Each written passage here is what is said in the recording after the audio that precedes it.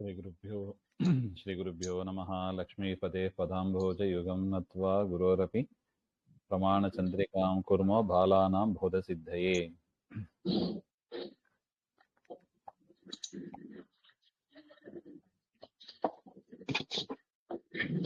अन्तिममङ्गलं हागे ಅಂತ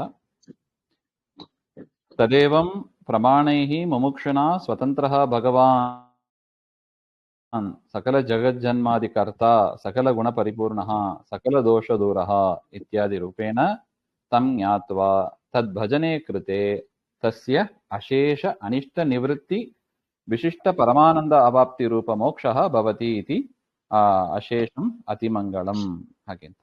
ಈ ರೀತಿಯಾಗಿ ಮೋಕ್ಷವನ್ನ ಬಯಸುವವರು ಮುಮುಕ್ಷುಣ ಅಂದ್ರೆ ಮೋಕ್ಷಕ್ಕಾಗಿ ಮೋಕ್ಷವನ್ನ ಬಯಸುವವರು ಸ್ವತಂತ್ರನಾದ ಪರಮಾತ್ಮನನ್ನ ಏನಂತ ತಿಳಿಬೇಕು?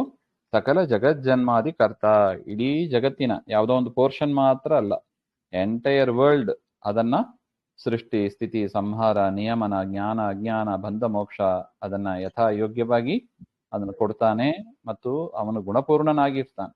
ಸಕಲ ಗುಣಗಳು ಪರಿಪೂರ್ಣವಾಗಿದೆ ಮತ್ತು ಸಕಲ ದೋಷದಿಂದ ದೂರನಾಗಿದ್ದಾನೆ. ಇತ್ಯಾದಿ ರೂಪೇಣ ತಮ್ಞಾತ್ವ, ಇವೇ ಮೊದಲಾದ ರೂಪಗಳಿಂದ ಅದರ ತಾರತಮ್ಯದಲ್ಲಿ ಸರ್ವೋತ್ತಮನಾಗಿದ್ದಾನೆ ಇತ್ಯಾದಿ ರೂಪವಾಗಿ ಎಲ್ಲ ತಿಳಿದು ತದ್ ಭಜನೆ ಕೃತೆ, ಅವನ ಸೇವೆಯನ್ನು ಮಾಡಿದರೆ ಪರಿಪರಿ ಕೆಲಸವು ನಿನ್ನ ಮಹಾಪೂಜೆ ಹಾಗೆಂಬ ಚಿಂತನೆಯಿಂದ ಮಾಡಿದರೆ ತಸ್ಯ ಅಶೇಷ ಅನಿಷ್ಟ ನಿವೃತ್ತಿ, ಅವನಿಗೆ ಮೋಕ್ಷ ಆಗ್ತದೆ. ಮೋಕ್ಷ ಅಂದ್ರೆ ಏನು?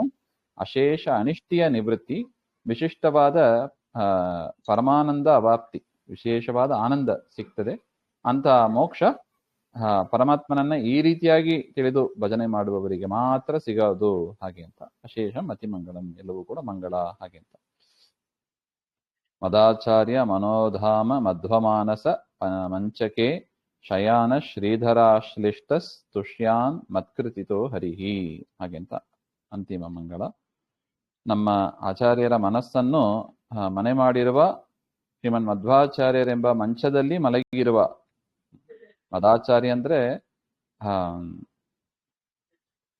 ಇದನ್ನು ಮಾಡಿದವರು ಚಲಾರಿ ನರಸಿಂಹಾಚಾರ್ಯರ ಶಿಷ್ಯರಾದ ಶೇಷಾಚಾರ್ಯರು ಅಂತ, ಚಲಾರಿ ಶೇಷಾಚಾರ್ಯರು ಅಂತ. ಅವರಗಳ ಮನಸ್ಸಿನಲ್ಲಿ ಇರತಕ್ಕವರು ಶ್ರೀಮನ್ ಮಧ್ವಾಚಾರ್ಯರು.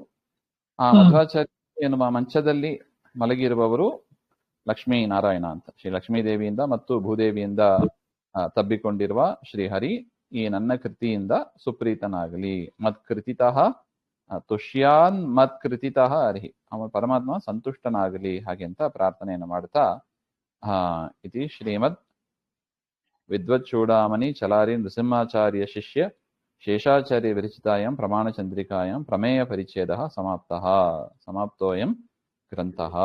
ಶ್ರೀಮಧ್ವಾಂತರ್ಗತ ಶ್ರೀಕೃಷ್ಣ ಶ್ರೀಮತಿ